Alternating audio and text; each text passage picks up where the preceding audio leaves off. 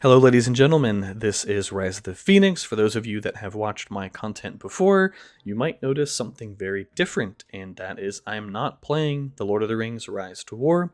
That's because my current Season 2 is effectively just a waiting room for the next season to start. Everything has been wrapped up. Just a matter of ticking down the clock until we get to move on to the next season.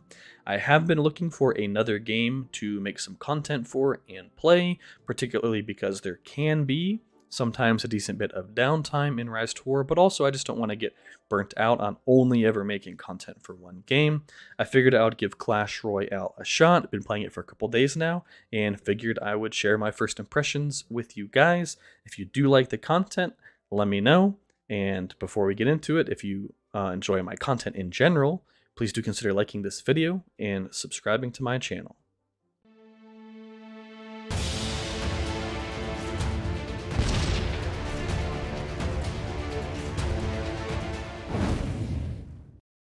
Welcome back, everyone. I just started playing Clash Royale for the first time a couple of days ago, and I wanted to share some of my first impressions with the game and my journey from 0 trophies to I think I have like 12 or 1300 trophies now.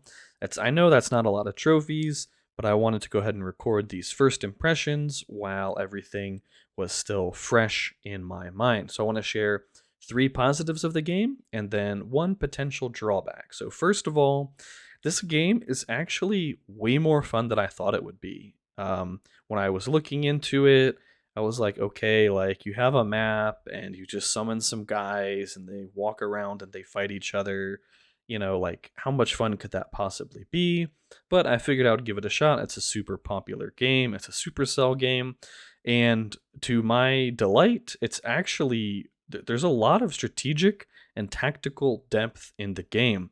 I found myself consistently learning new little things every single time I played, like where exactly to summon my units, how to time units to go together and attack or go together and defend, where to summon units to pull enemy units away from my towers, the semi rock, paper, scissors ish counter system in terms of what units are good at killing what units are good for killing towers. There's just so much depth in this game, and I think that has always been one of Supercell's strong suits, is they can take what seems like on the surface to be a pretty simple concept. I mean, at the end of the day, there's like 2 lanes and some towers, and you're just summoning units. How complicated can that be? Well, as it turns out, it's actually quite deep and complicated, and it's been really intense too. I've had some absolutely crazy games that come down to overtime, and I'm trying to defend a spot, and I'm trying to attack my opponent in another spot. We're throwing little goblin barrels to try to take like the last 100 hit points off of a tower to snipe that tower for the win. It actually gets super crazy in the late game when you have double or triple elixir. It has been very, very fun. So number 2 is, so far their rewards, I feel like they have been extremely generous. I haven't played that much, so this might change going forward as I progress further and further into the game. But so far, I've been able to consistently level up the cards that I want to use, and it feels like every couple of games, I'm unlocking some type of new reward. And this is even without having bought their version of the season pass. So I actually could have a whole bunch more rewards, and I'm really considering purchasing it just because I've been having so much fun. I've just felt like the overall new player experience has been great. They introduce new cards to you slowly, so you have time to get used to what everything does in whatever particular arena you're in.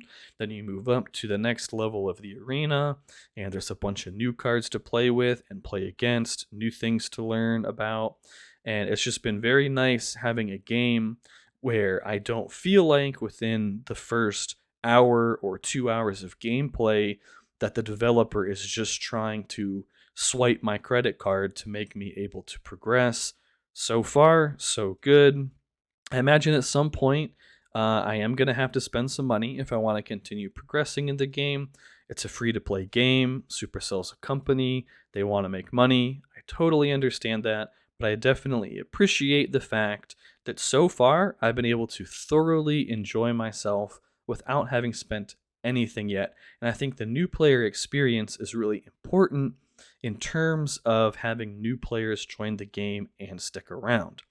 Number three, the art, animations, sound effects, and the gameplay itself is just very smooth.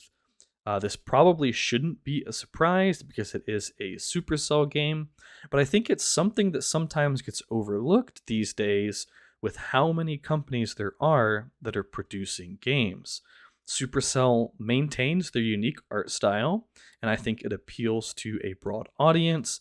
The sound effects that go along with the cards bring a lot of life to the game.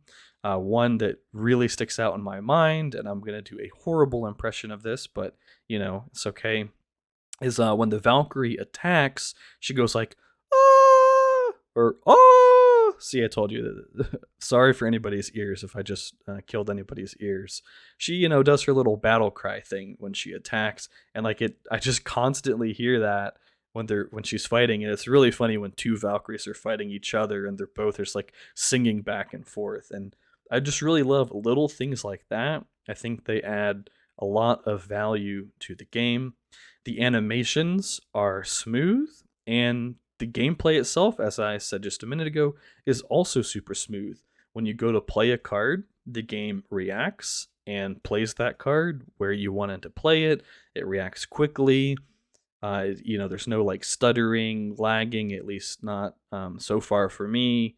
I tend to play on a hardwired internet connection on my PC thus far. So I don't know, maybe on lower end phones, that could be a problem. I'm not sure. It's just nice that the game does what I want it to do and it does it quickly. That way I get to feel like I'm playing against my opponent and not playing against the game engine itself. I'm not having to fight the game engine to try and get it to do what I want it to do. That's a huge pet peeve of mine when games are not responsive, and this game is very responsive. As for a drawback, this might just be me being a brand new player who does not understand all of the core mechanics of the game yet, but the drawback that came to my mind is that the map is the same every single time. And it could be a case that this map layout is fundamentally important to the core design and balance principles of the game itself. If that is the case, then this particular criticism might ultimately be unfounded. But just as an absolute first impression, the one thing that I've worried about is that playing the same map every single game, even with variance in what deck I'm using and what deck my opponent is bringing, just playing that same map every single time might get a little bit stale. I could be absolutely wrong, but I think that having more than one map layout would be a lot of fun. Let me know what you guys think about that down in the comment section below. I have been looking for a new game to play, stream, and make content for. So if you've enjoyed the little bit of Clash Royale content that I've put out so far, well, it'll be this video, and then I'll have a stream highlights video, probably come out within a day or two of each other. If you guys enjoy that, let me know in the comments, hit me up on Discord, and I would love to continue making content for this game if that's something people are interested. That's it for this one, guys. Rise of the Phoenix, over and out.